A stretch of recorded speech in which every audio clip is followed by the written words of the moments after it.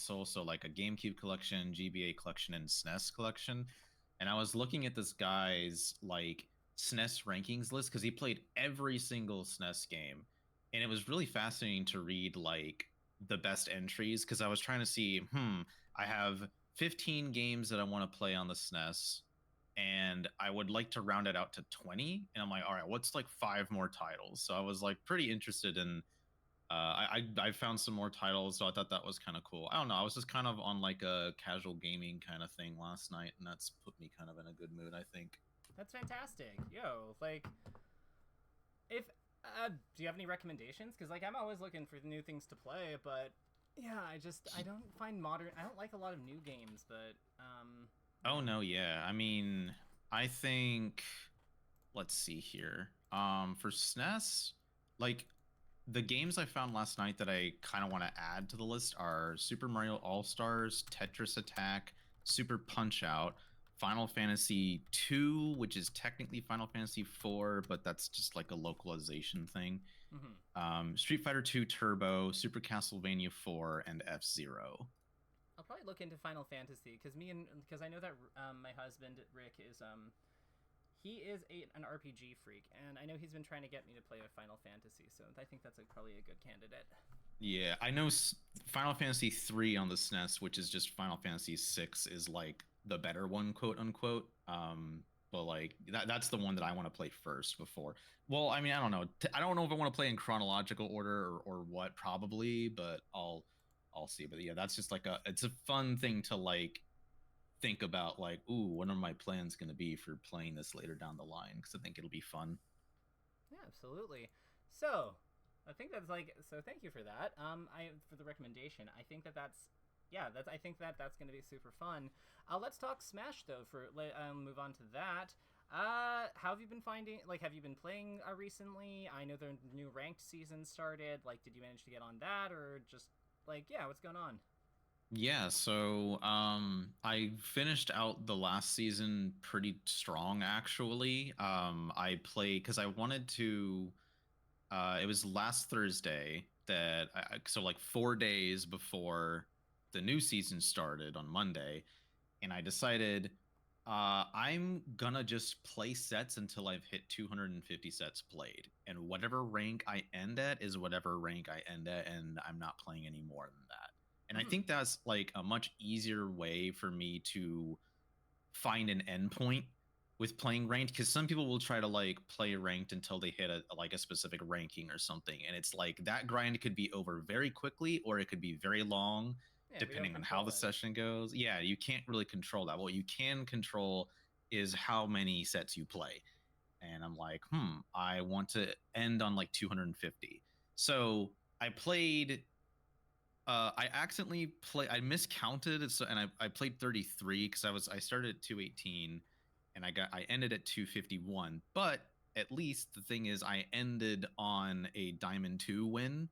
So Nice. that gave me a bunch of points at the end. So I started the day off at 1902 points and I ended at 1984. Oh, So I that's a went huge up, climb. yeah, 82 points in a single day, which is pretty crazy. Nice, nice. Okay. Yeah, no, that makes sense. And I like that you've identified that. Yeah, it's we don't control like our placement. All we control is like the things on our end, which is usually time and frequency. Hmm. So yeah, no, I love that observation. Have you played since, or have you been on a bit of a break since you got there? So what I've been doing is, you know how Fizzy said that the free ranked Slippy Day is like once every 4 days. I've just been kind of on this once every 4 days cadence with Melee in a way. So like, for example, after Thursday was like the ranked day, and I'm like, all right, I'm done for the season. I'm pretty happy with ending in high plat 3, 16 points away from diamonds. Like, yeah, that's pretty damn good. I wasn't even expecting to get that high. Um, but I like didn't play Melee at all on Friday or Saturday because I like to give myself just a break to do other things and other hobbies. Mm-hmm. But then Sunday, I, I did some solo practice for like a good half hour or so. Then I went on to unranked and I would play people. I do like mental like best of fives, and I would stick around if they were able to like beat me in a best of 5 or something, or maybe it's a matchup I need to like better practice in, something like that. And I do that for throughout the day as much as I can, unless I like feel kind of burnt out or like I feel like, okay, I've played a lot, I think I'm good, I don't need to keep playing. But typically I have like a day where I like, do some solo practice and then play a bunch of unranked to try to like get kind of into the groove of it again. And then the next day it's just 25 ranked sets where like I do 12 to 13 ranked sets, then take like a 3-minute break and then do the remainder.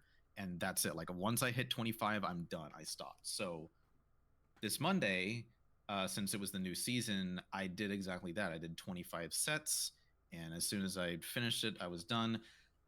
Unfortunately, I wasn't feeling like I was playing that great because I think my energy levels were pretty low. So I it's funny thinking about it because like for how poor I was playing, there were only 2 sets where I felt like I quote unquote should have won. But I didn't. And like I even going back and looking at some of those, I was like, I'm actually not playing that bad.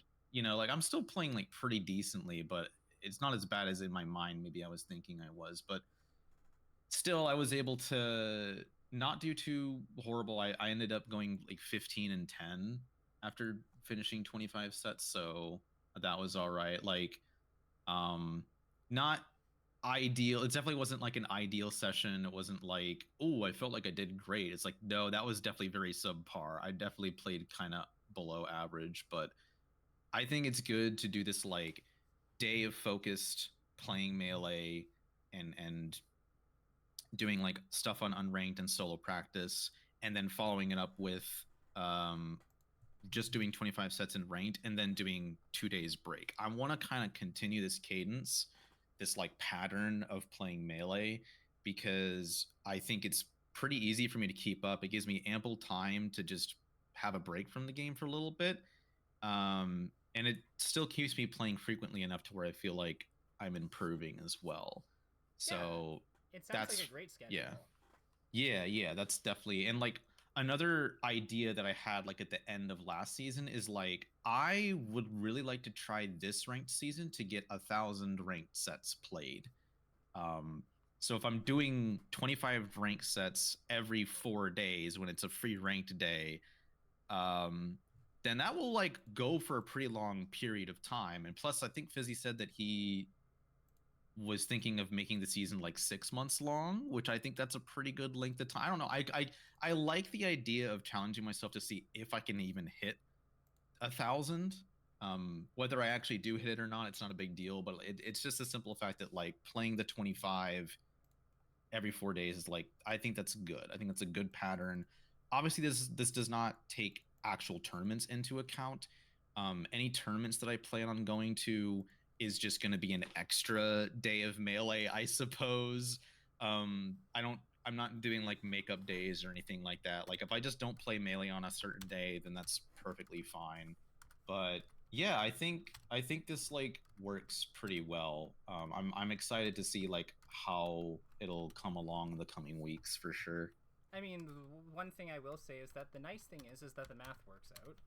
Hmm. So like 30 days times 6, like if it's 6 months, and each month we say is on average 30 days, that's 180 days, and then we're doing ranked every 4. So Hmm. we have 45 ranked days in total to work with, and then yeah, like if we're playing 25 sets each ones, you actually have some wiggle room Yep. at the end of it. So yeah, I think that makes perfect sense. It's I think this is very well thought out. Yeah, because like no matter what, I just like I don't care what ranking I hit during the ranked season. Like I could do have like a really good mid-season and get to like diamond 2 or something, but then fall off hard near the end, and it's just like, well, oh well, that's fine. I also kind of wanted to do the idea of after every time I do the 25 sets of ranked, I like tweet where I'm at and how I felt about the session as like a kind of a form of accountability, but also a way to keep track like how I progress through the season. Just I think that's kind of a fun thing to do as well. Yeah, I mean, heck, you could like it would be fun. I think it would be interesting. I think to look back on it and see if your mood overall improves, or like if there's certain parts of you, or if like some days are worse than others, and like what causes it. Because like it's so much information about yourself, and I really think a lot of mentality stuff is just knowing yourself. Yeah. So I think this is a great source of observations.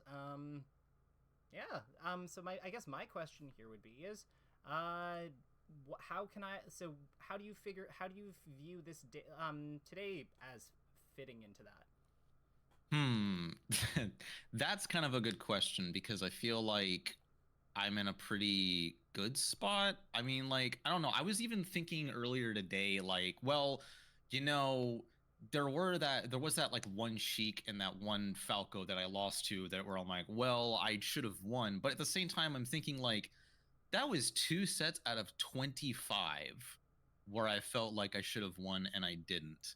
Whereas like the other like 15 wins were just like I just like won. I don't know. I didn't think too much about it. And then like the losses that I had were like, yeah, I played again. Like there is a like I had 3 sets in a row where I played against all puffs.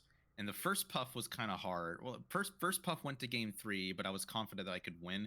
But the next 2 puffs were just dumb cracked. Like they were just really good. And I was kind of upset, like, who are these random puffs that are just bodying me? And it's like whatever, but it's like okay, I meant to lose those. I was not going to win those sets. I kind of wanted to do better, of course, but you know, I was more accepting of like losing in those spots. But it's like, you know, like why am I hard on myself for losing against that like Sheik and that Falco when it's like, but I played fine in like 23 other sets. Like Hmm. statistically speaking, that sounds pretty consistent, right? You know?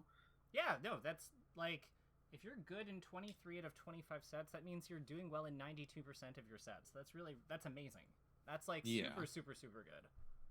Yeah. So it's like I just genuinely feel like okay, I think I am still maybe giving myself a bit too hard of a time and I need to just lower my standards a little bit more. Like lower my expectations in a Yeah. way.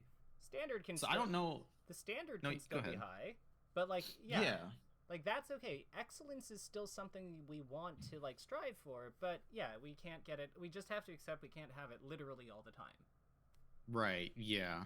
Cuz like playing rank, I don't know. It's interesting too because it's like I like that it's every 4 days because it's kind of almost like a tournament where like if your energy levels are not good on tournament day, you got to learn how to play under those kinds of conditions. Obviously, for an actual tournament, it's a little bit different because after you lose twice, you're out and there is no like keep going, you know, I want to play 25 sets at a tournament. God, if only I could go to a tournament and play 25 sets. That'd be great, that'd be cool. But that's I'd go to not that event. how, yeah. But unfortunately that's not how double elimination brackets work. So but I think it's a pretty good way to like kind of practice, like if you're feeling off on a day and it's like I don't know. Like if I'm feeling off and and I'm playing subpar and I'm still like very positive in my win rate at the end of the day, it's like I don't know. I don't like. I gotta give myself some credit. I think practicing, giving myself some credit and not beating myself up over like making them little mistakes or making like throwing little thing here and there is helping. I definitely think that is coming along. I compared to where you were like 3 weeks ago, I would say that this is like night and day.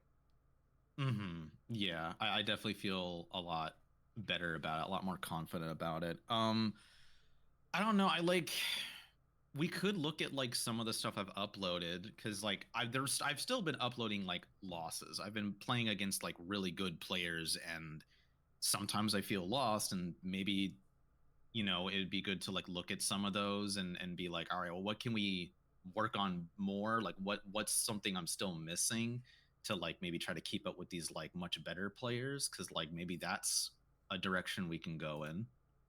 Yeah, why don't we start there? And if we get a better idea, then we can pivot. But I think that's a good starting point. Yeah, so let me look at the recent stuff I've uploaded because there's a bunch more from that day that I've actually just not gotten around to recording. But there's still stuff that I can look at from that day. Um, let me see. Hmm. So, are you familiar with OTES? I don't know how to pronounce this tag. Otez? Yes, I do know it. I Yeah. do know him. I played him in tournament. He beat me 3-1 recently.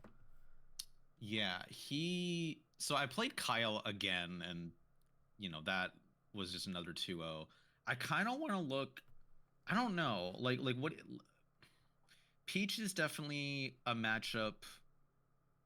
I want to play it more, but like Fox is like I run into Fox all the time, and we've looked at me playing against Fox a whole bunch. I don't think we've really looked at me playing against Falco though. We've looked at So top platform versus Falco, but we haven't really looked at like Falco.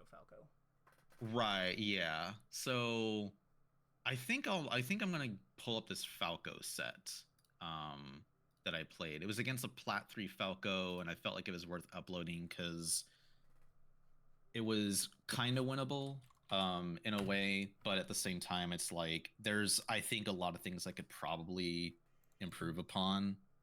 So I think this one's probably worth looking at out of the bunch that I uploaded the other day. Yeah, for sure. So let's take a look, see, and we'll go from there.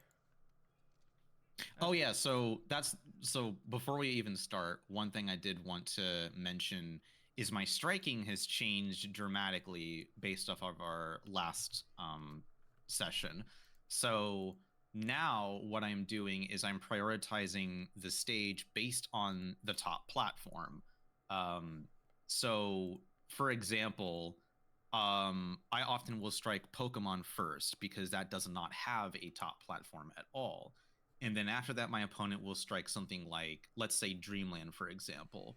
Then what I do is I actually strike Battlefield because that has the highest top platform. And I'm trying to play the first stage I'm trying to play on is whatever stage I can get that has the lowest top platform. And so very often, I'm leaving my opponent if like the striking is the other way around, I'm leaving my opponent with like you start on either FOD or Yoshi's, and they're both small stages and they both have pretty short top platforms. And I think that's more favorable for me than like just always going to Battlefield game one, which is what's would happen a lot beforehand. Like I'm not even counterpicking to Battlefield a lot of the time unless it's like a very specific scenario. Yeah, I'm like like Ice very Climbers or something. specifically, yeah, Ice Climbers or Puff or Peach, more the floaty matchups is like, yeah, I should probably go to, Battlefield instead of Dreamland, for Yeah, example. But level like, with a lot of maneuverability versus slow character or not maneuverable character. It makes perfect yeah, sense. I've been like a big hater of like FOD for like a long time, but like I've been trying to like, most of my sets have been starting on FOD because, the top platform is low and playing around the side platforms is just something I need to learn. So that's why I'm starting here on FOD. I just wanted to mention that before getting into it more. No, that makes sense. Thanks. I appreciate that you let me know about that because yeah, I did kind of like raise an eyebrow, but then I was like, oh, this makes sense. Like, yeah, he probably got rid of like Dreamland Battlefield or like Pokemon Stadium plus like Battlefield or Dreamland, and then like Falco. You didn't want, yeah, something like that. So Yep. then, yeah. So let's talk about this first interaction because I think like this first thing on this platform because I think that what we have here is, I want you to tell me what's going on with like how you set up this play, because I think this is kind of one of the secrets I think to like playing around these side platforms. So you see how like you jump above this one here. Yeah. So I think that's a really good play, and I think that well, why do you think I think it's a good play? Because I'm threatening his like presence on the top platform, I And the believe. and the side platform, and if he goes below you, because remember, like you can up air here and hit behind you to cover this section, right? Right. And then if he goes below you or it comes into this zone, you can also just falling back air. Mm-hmm. You also have timing mix-ups because you have the side platform here and the top platform here that you can use for like waveland movement in either with either of them. So to me, this like jump here, it's simple, but like you're actually covering a ton of options. I just don't know what the only thing that I'm not sure about is what is this double jump accomplishing for you? Like Oh yeah. like what were you trying to do with it? I th- I think my initial thing I was trying to do is I just wanted to like be high enough to bear him because I'm just directly trying to like put a hitbox. Like if you try to run off this top platform, you're gonna get hit by a bear, which I actually don't think it knocks down at 7. It might, but it will knock him far enough away if he doesn't CC it where like he's not gonna have frame advantage to be able to hit me. But you're right that like the double jump is not necessary. I could just full hop up air and it would probably accomplish the same thing. Yeah, exactly. Like we do 3 like the way I view it is instead of like we probably hit the bear while we're going up because we have to, right? Mm-hmm. So I actually think the up air is gives us overall a better like chance of follow up because it's probably not going to knock him off the platform. But if we if we rewind a bit, right, to like where we double jumped, imagine if you like did up air here, hit him here, and then like as he's coming forward, and then fast fell, right? So you land on the ground, he's still on the platform. You can probably just go up with another up air and trade with his shield drop, if not just hit him directly. Right. So then you wind up like you've gotten him past that annoying like low percent game. You've done like a bunch of damage. You might have traded a bit, but that's not necessarily bad. Like if he's shield dropping into down air, that's just going to put you on the ground faster. That's probably another hit that you can get on him. So I find that double jump might be something we want to look out for. Yeah. Me getting hit for double jumping in bad spots is something I probably should still keep working on. Yeah. So talk to me about this jab. Is this just is this just not knowing the percents or something, or? Yeah, it's so barely. It's literally off by like a 1. 2 or 3%. Yeah. Okay. What could you like at the percents where down throw jab doesn't work? Like if he DIs like that, what are the other options you can do? Oh, I mean, you can actually do a chain grab at like pretty low percents. It's kind of a read though. Like if he does full DI away, I have to grab in front, but like almost all other DIs, you can just turn around and grab starting at like what 30 or 40 or something pretty low. So I could have probably tried to chain grab. What if we down smashed your side beat or something? Side B is specifically against Falco is really tough because it's a very hard read. Like if he DIs full away and techs away even at like almost 30%, I have to like dash as soon as I'm actionable in the direction that he's DIing in, and then I have to time my side B like right as he lands. And even then, it's like it barely connects because his tech roll is just so darn long. Down smash, though, is typically what I try to go for if like I know jab won't knock down, and I just time it to wherever he lands, I try to start the down smash right as he hits the ground because that does cover tech in place and missed tech as well as tech roll behind me, but obviously doesn't cover tech roll away. Yeah. So. And what if does Wizard Foot, like, does down B hit his tech roll away? It does. I just don't think it's, like, because it's so laggy, and if I'm wrong, he definitely has, like, positional advantage. He can start shooting lasers and stuff, and if I'm right, it probably won't kill him, because if he just DIs it well, he might even have frame advantage and be able to just hit me because I'm still in down B lag.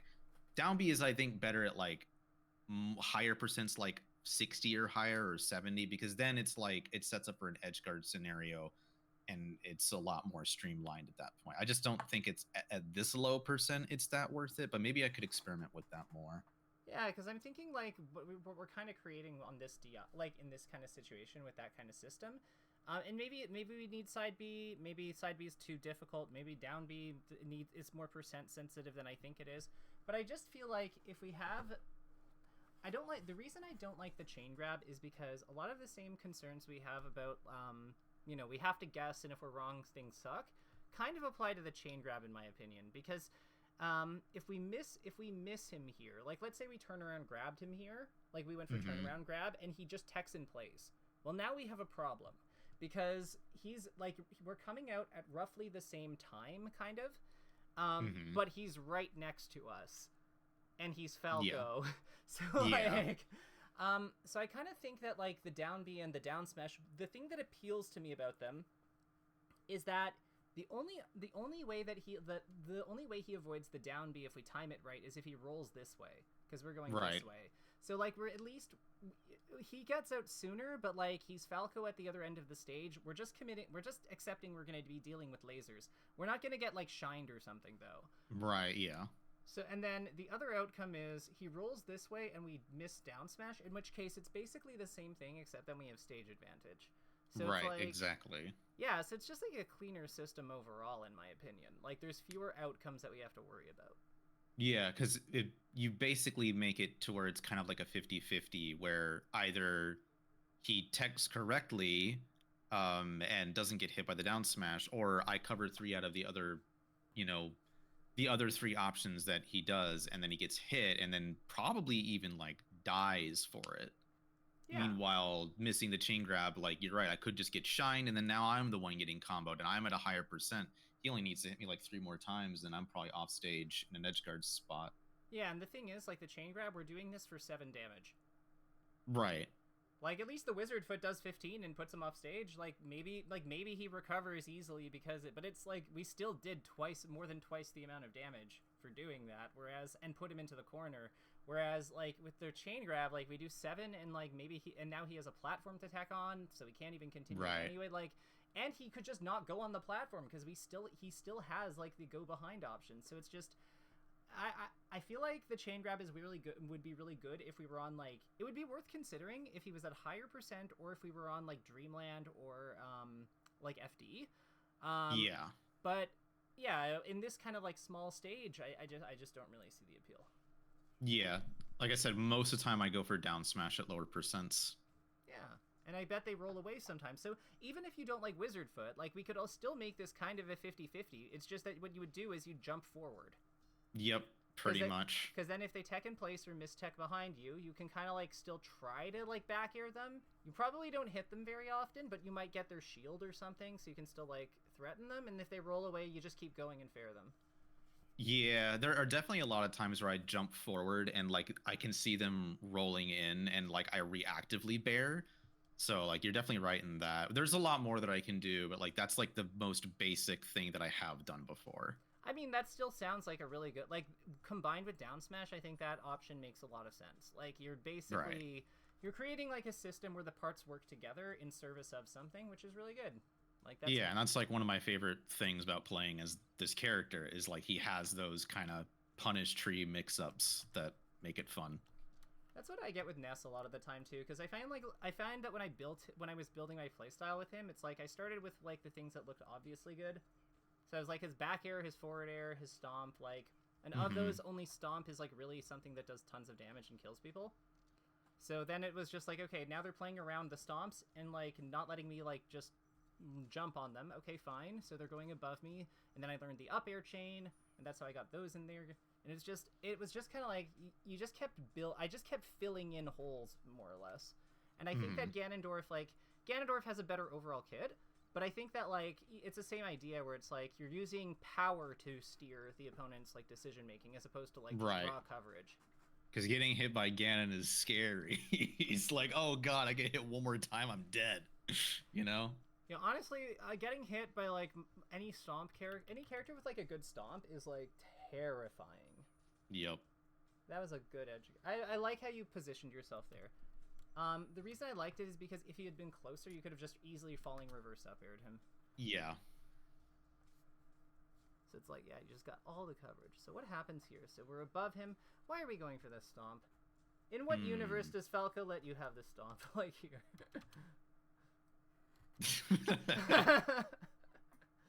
I don't know. I'm just like, I want to hit you. Your invincibility is about to end. Surely you'll just get hit by it, right? Honestly, okay, so because he's invincible, like, that's actually a good reason, because he could just, like, think that he has a little bit more than he does, and I have definitely done this kind of, like, mix-up with needles and stuff myself, so I get this. That actually makes sense, but here's a thought. What does the stomp give you that, like, your fair doesn't give you? It puts him in a tech chase scenario where I'm able to like more easily cover more options. Because Fair could just like send him to the ledge, and then it's like, oh, now he just has ledge, and now I just have to play the positional advantage instead of just like, because a stomp can lead into another hit and then another hit. Like it can literally lead into a 0 to death. Yeah, but so can Fair. Like with the platform being here, like what if you hit him out of this with Fair and put him on the platform? That's a pretty advantaged state, yeah. Yeah, because like his tech gets absorbed by like the small size of the platform, so you then just get like an up smash or a Fair or like another Fair or stomp. Like you just get like another hit basically, and then you just keep going. And then on top of that, you're pushing him towards the edge. So like, true, yeah. You've got a lot of like I get the temptation of 0% stomp. Like I play Ness, I get it. Like trust me, I understand how awesome that is. But at the same time, like we have to be realistic about like, well, not realistic, but we just need to also use our other moves for when like when our combat moves are more like are also as good as our punish moves or very close in quality. That's like really the dream, because that means we're using a better hitbox to control space, and we're like playing for similar reward anyway, so we're not losing anything. Okay, I got ya. Yeah, like it's just like here, you're gonna like see what I mean? Like if so, we went for that up B, but this is kind of the dynamic, like the position I'm thinking of. Like, what if we just run? What if we just run forward? Like we don't even have to jump yet. He's already missed the tech. All we have to do is go here. Right. And then he's screwed. Because one way or another, he has to get up eventually. Once he does, like if he rolls to either side, we rising stomp. If he gets up in place, we can like up smash him. Like if he get up attacks, we can like up smash him or like stomp around. Okay. Yeah.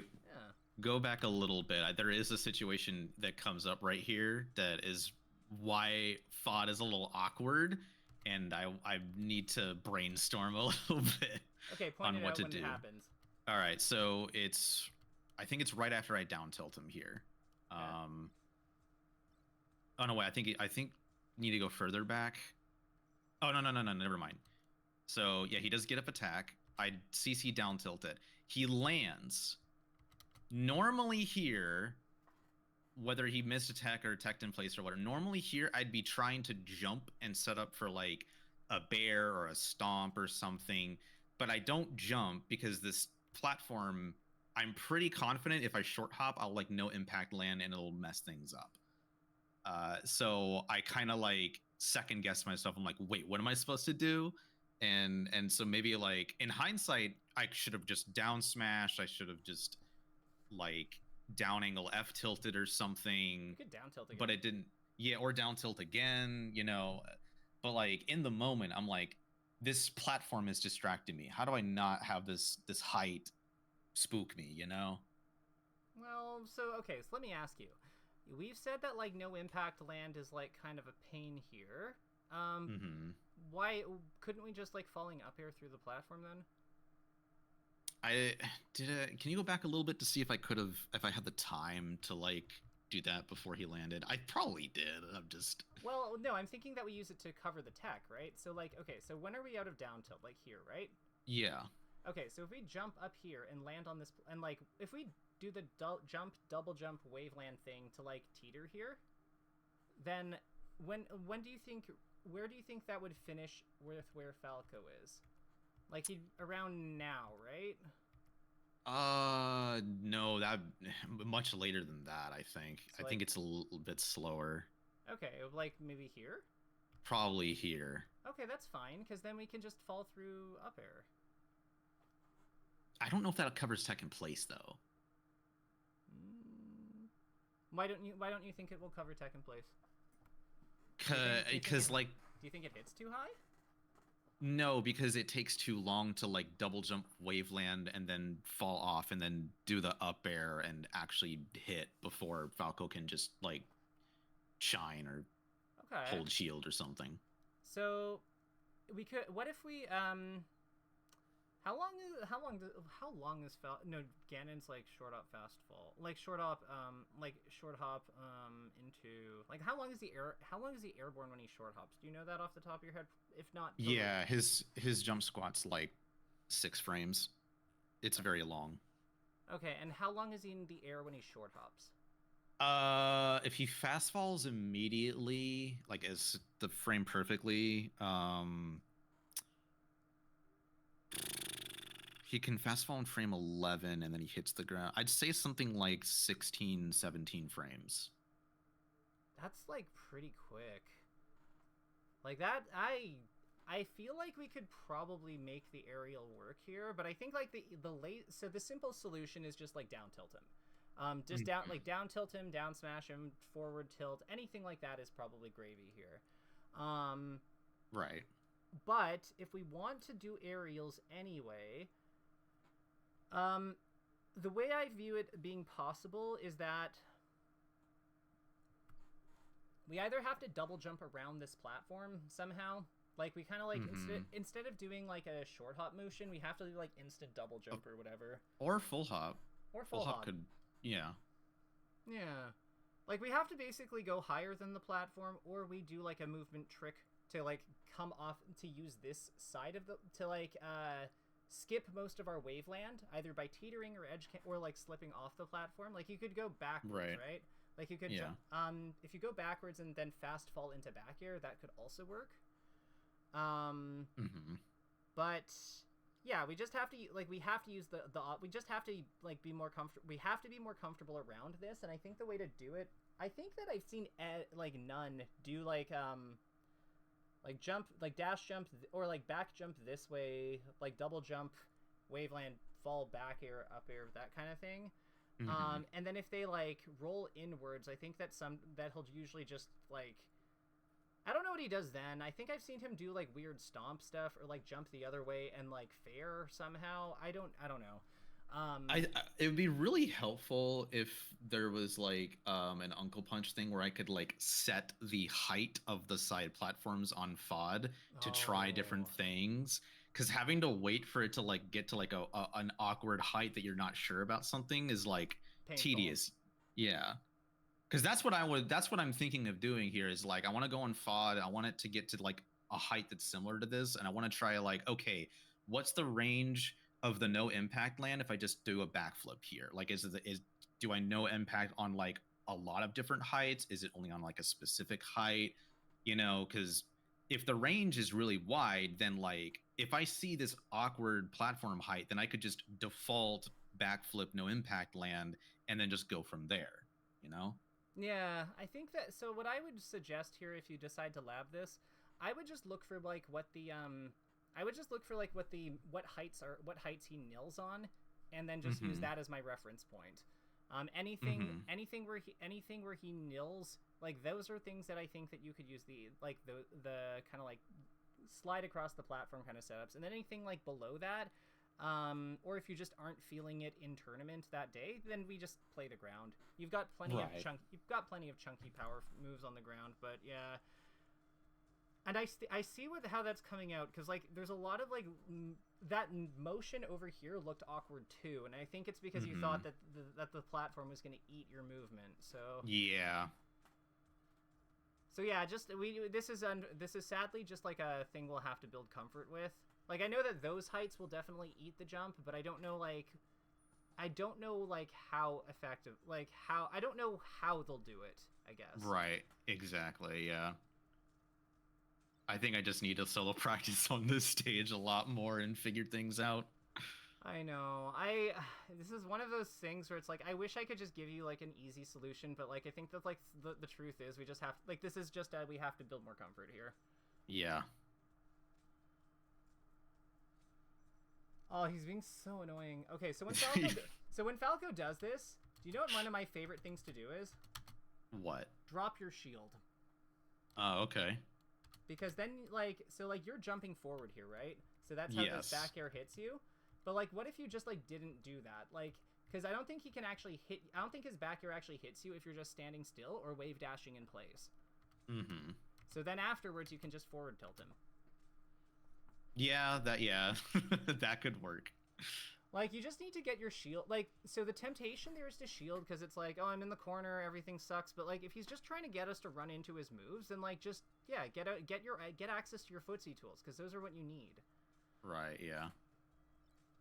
Because he's also keeping so much distance that rolling isn't good. So we know that we can't roll, but like all of this is coming at the cost of him not being able to actually cover like certain options out of shield very effectively. Yeah. Also, F tilt is better because not only does it reach further than up air, but I'm on the ground, so Yeah, it can tech, can crouch cancel. Like, yeah, absolutely. Because if he weak hits, then I don't even think you go off stage if you're forward tilting. But if you're up airing, yeah, you definitely go off.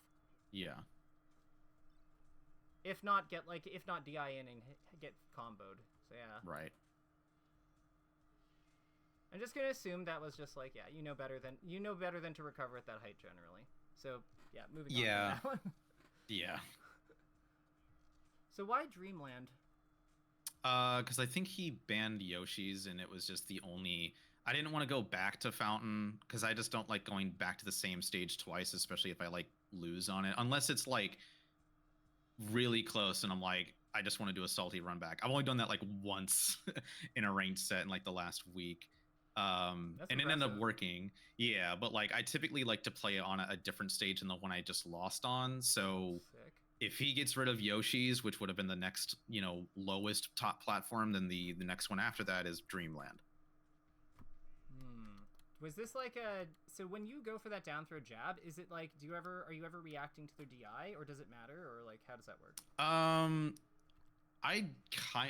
Sort of most of the time I'm just assuming they're gonna probably like DI in front because they kind of rarely DI behind. But if I'm like on point and like in flow state, then yeah, I can like react to the DI behind and jab that. Okay. I think that would be like a small but meaningful improvement that would probably improve like your mid percent like throw game like a good amount. Because it's just like, I feel like that's the type of thing that you can practice and that you can kind of like train yourself to be able to do, and it does make a difference. Like it's like that could, like having the knockdown on the right side of the stage like in a more controlled spot, that makes such a huge difference in this spot. Right. Yeah.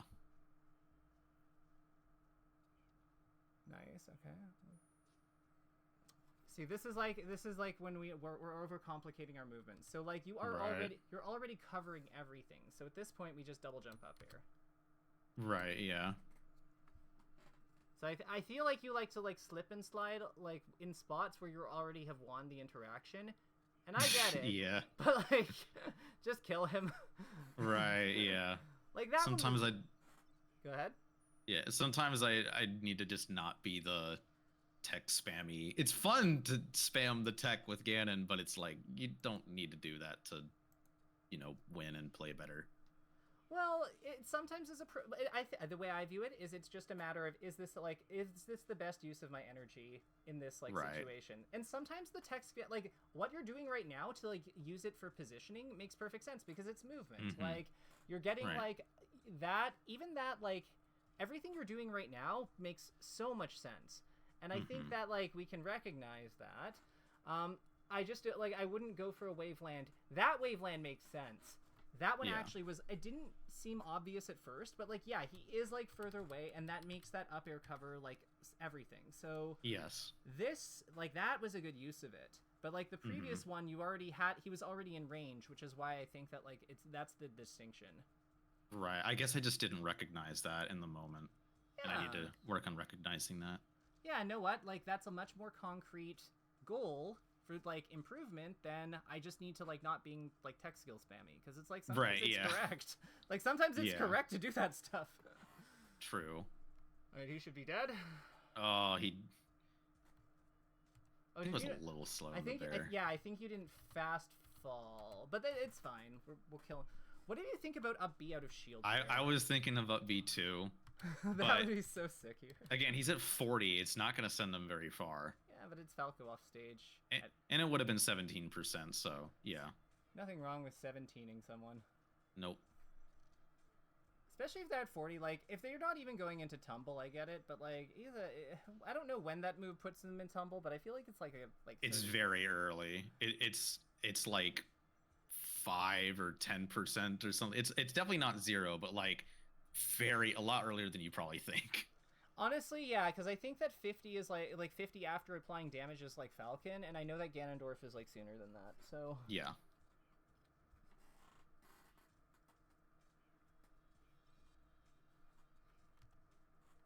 So let's talk stomps.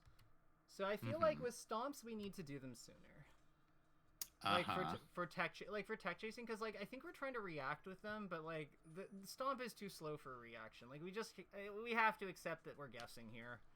So do you think I should stomp like rising stomp more instead of because the one that missed there as I tried to do it like falling instead of rising.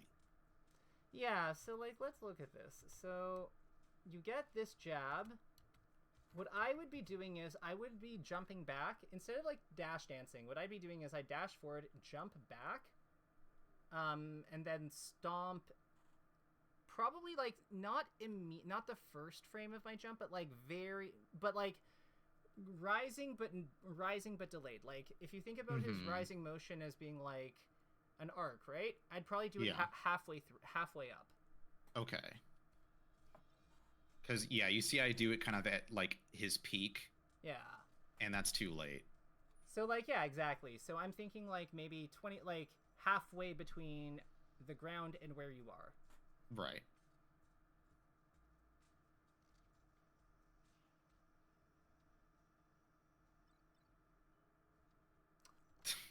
Okay, so I know we're stuck in shield here, but once you see that full hop go up, I think that this should be a cue that we wave dash this way. Yeah. I think I was a little stubborn staying in shield. That's okay. We all have those days. But yeah, like going forward, just like, we know. We should probably use that knowledge. Yep.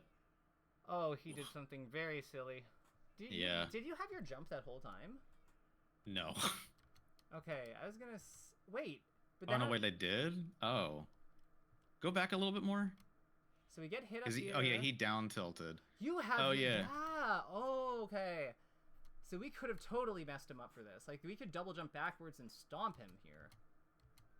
Right. Yeah. I just did a preemptive stomp, so I wasn't actionable for most of that. Yeah, I actually don't mind the stomp, like, for self-defense, because he was in a pretty good position for, like you're in a tough spot, you need to throw out something, and if it trades, like, it will solve the problem of him following up, but, like, yeah, you were actually just were fine to punish that, and it's just, yeah, you thought you didn't have it, and... Yeah. Huh, that's interesting. I didn't think you had it either. I wasn't sure. I was like, I don't remember this being used, but like... Right, yeah. So far, it's mostly... Like, that game, I think you played pretty well. The main thing was, like, that wave dash out of shield situations and, like, minor cleanup on punishment, but, like, nothing was really glaring. Gotcha. Yeah, so this game, I think, is gonna have a lot more things to talk about, though. Oh, what happens here? You'll find out.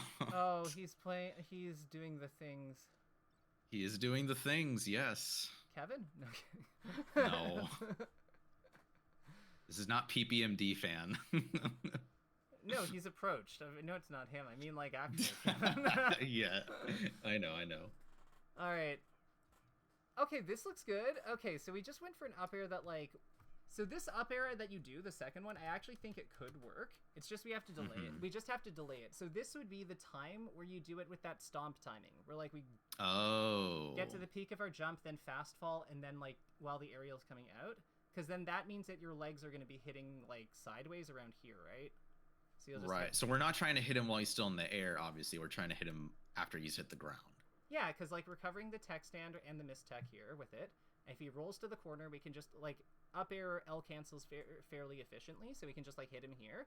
And then his other option is to roll this way, so we can just keep pressure on him. Gotcha.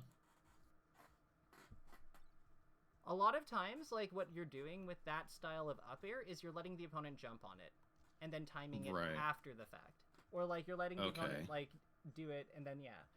Because that's really the purpose of the late up air. Like, a lot of times people, like, attack, like, down and like, they come in from above in a spot, like, at a timing where, like, rising up air would miss. Like, they kind of aim it to, like, aim their move to happen after, like, fairer up air would have, like, whiffed.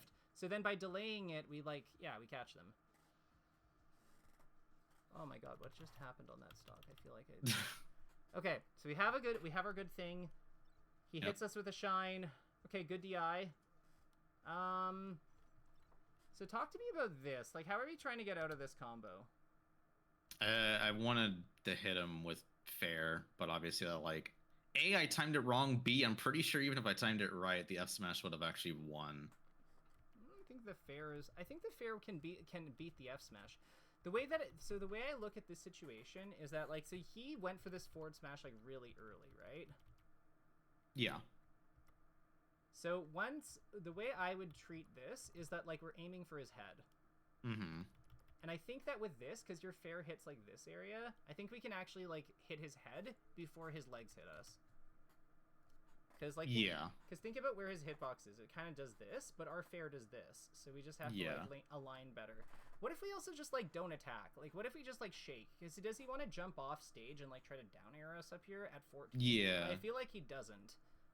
No, this was definitely a bit more aggressive because like sometimes I'll just like fade away and try to double jump to grab ledge or double jump up air, especially if he does like a really early F smash like that. What if we stomp him?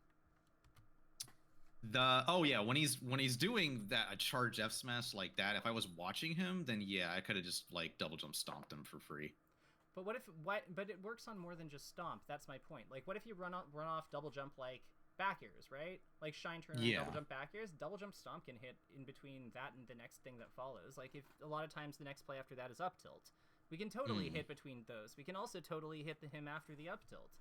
So I think that we don't want to like cross off options before we have to. Right. Okay. Yeah, like I know that stomp, like recovering with stomp is LOL. Like how would that work? But well, that's how. Like if he commits for like a move that if he commits for a move trying to cover us doing more like passive lines or more like defensive lines, and he does like a big setup move like that, then or like a big setup like combination, then yeah, we can definitely use more aggressive options to like gain the upper hand. It's really dumb, but the one time that my Fox took a game from Mewtwo King's Marth in tournament, this was eons ago, so it's not relevant now, but like so I had noticed something dumb about like how Mewtwo King was doing his gimps, so I just decided to try it just for funsies. And what happened was he down threw me off the stage on Dreamland, and I just double jumped up with Nair at 0. And it hit him out of his like runoff fair thing. And I was just like, see, like, why did like if you don't attack him sometimes, like True. Yeah, because like that's really what the importance of those options are. If they do a really greedy setup that like covers like the more passive lines, a lot of times the solution is just to attack them. Yeah, true. So let's look at this. So what happens here? So we go. That double jump cost you so much. I'm not even kidding you. Like this is because he's light shielding here. So first of all, light shield. What does that mean he's trying to do? Be pushed away from a move that I hit him with. Which means that he's waiting for a move to hit his shield, right? Yeah. Which means that if we give him a big ol' hug, how many times? Oh yeah. Like how many times does he ever react to that? Almost never. Yeah, right. Because his reaction's gonna be stunted by the fact that that we're going for something that isn't a hit. On top of that, Falco has a longer jump squat compared to the other top tiers, so like that's gonna add time. As long as we're outside of the shine range, that's another another thing that we can do to make life difficult because our hug is bigger than shine. So yeah, we have so much power here. And the other thing is, what if we do just like play into this, right? Like what if we hit him with like auto cancel falling back air, fast fall back air, right? He slides over here, and then we just chase him with fair, like right. Like, yeah, we're good. So, I think that right now we're in panic mode, and I think we're just trying to get an angle to attack him from that will like intercept him, but like we're not paying enough attention to what he's actually doing because we keep going above him and like going into like our character is good in diagonals, and we keep trying to like crash directly into his like either his approaching zone with like up air, or trying to like intercept him directly when he like or go above him. Yeah. I was definitely getting kind of a little tilted this game because I kept getting like shined a lot. I wasn't even like messing stuff up. Like it wasn't even like, oh, I got distracted by me missing like a stomp or whatever. It was literally just like man, I keep getting hit so much and probably not making great decisions. And I'm like, oh my god, I'm like the game state is so not in my favor now. This kind of blows. But you're right with the whole like panicky kind of playing. Yeah, the first two games where you were a lot more composed. Like here's a perfect example. Like look at this double jump. Does this ever make any sense given like with where we came out of this combo? Like look at what like look at what happens. So we get hit. You have amazing DI on this back air. Like you get right out of there, and then we're like, okay, now we go in. It's like just get away from Falco. Like get down. Well, get into a spot where you can fight from. You had side plat there, like or that, yeah. Like you can work shield drop. You've got your good wavelands. Like you've got the platform kind of acts as a float, so you can like get diagonal with him. Like you've got so many good things going on for you in that position, and you're just like, okay, let's go in without my double jump. Like we're gonna use my double jump to go into his zone, and then we're just gonna attack. We're gonna like empty land and look for like something once we land, and then he's just like, what are you doing, dude? Like yeah. I'll play against some other Falcos that do the same stuff against me, and I'm like, what are you doing, dude? It just now that was me doing it this time. But the thing is, like, I notice that we can laugh about it now. Yeah.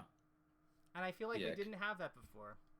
Yeah, because like I mean, I still like want to win. I still want to improve and do better and all that. But like I at least in hindsight, when I look at stuff like this, it's like, okay, there's so many things that I could have done better that like I'm perfectly okay with me like losing this because it's like, okay, cool.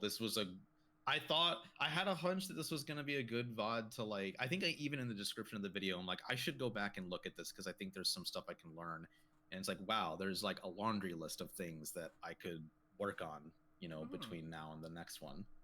Yeah, and I think that your structure is really conducive for like implementing things quickly, and I think that's really what's most impressive to me about it, because by structuring it, what you kind of have is a progression, right? Like we have this opening of this, like we have the opening of it where it's kind of like explorative, and then you've got more of an assessment side and like free play, and then finally it works up to performance. Right. So that's like a very compact but effective preparation cycle, and then you have a break, so you even give yourself the time needed to come back refreshed. I think that's brilliant. I might actually start I'm probably gonna steal that. Please, like I'm not gonna like patent it like this is the Redman pattern of melee or whatever, like Okay. But like, yeah, I think it's this is my vocation it helps though. me. So this is my vocation though. So like this is definitely gonna be called like the Cy Swagnet guide to like rapid improve. No, I'm kidding. Excellent. All right, so I'm feeling good about this session. How are you feeling? Do you find this was helpful? Like how are we coming out of this? Yeah, no, this was still like because the first 15 minutes was me talking about like what good things I've been doing, and then I'm like, well, I don't really like I didn't have anything planned for the session. Let's just try doing this, and yet I still was able to come out with like, oh, there's so many things for me to like work on, and it doesn't feel overwhelming. Like I can just focus on just like one or two things. Like probably a good starting point is the FOD platform stuff, because that's something I probably need to spend more time on. The other thing I'd recommend when you're getting hit and DIing, especially low percent combos, try to like think about it less about how do I hit them and more about like where do I want to be at the end of this. Right, that's a good idea too. Yeah, because like on that one, like I think if you had approached it with that perspective, then you would have immediately like been like, oh, side platform versus low percent Falco, done. Like this is where I'm finishing, because like I'm at early game, he's at early game. It makes no sense for him to want to come up here and try to like contest me when I can play my fair and bare diagonal into him with shield drop. So like at that point we can actually have some leverage, because either he backs up or he comes forward. He can only do one of the, or he stays put. He can only do one of the three, and then we at least we have a relatively safe position to assess how we deal with whichever one of the three he does. Mm-hmm. Instead of going back into the fray, and it's like, okay, like I'm just gonna hit the sickest read of my life right away, and oh god, I'm getting it. No, yeah, exactly. All right, I do have somebody coming up right after this. So, is there anything you need from me going forward? Or yeah, like how, like, are we at 3 I don't know. This is the third one, yes. Okay, cool. So, do you find that this is continuing to be like beneficial? Do you want to like pull back in terms of frequency? Like, how do you foresee this being effective for you? I think I wanna. I do. It's still effective. I still want to do more. I just think I want to take a break for a week. So How would you I feel think about once. an on biweekly schedule then? Um. Hmm. That's. I could probably. I'll have to think about that some more. That's definitely an interesting idea. I'm not going to commit to it right now, but like, Totally fine. not a bad idea. I'll consider it. Sure, and I mean, like, if you want to take a week off, and then we can you decide that like the three in the month, after the break is like something that works for you. That's totally fine too. Like, it's up to you. Hmm. But I know that like especially when people get further along and they start like understanding the frameworks and processes, sometimes yeah they do cut down on frequency because they're stronger, they're more capable of solving things themselves, and that's kind of the end goal. So Right.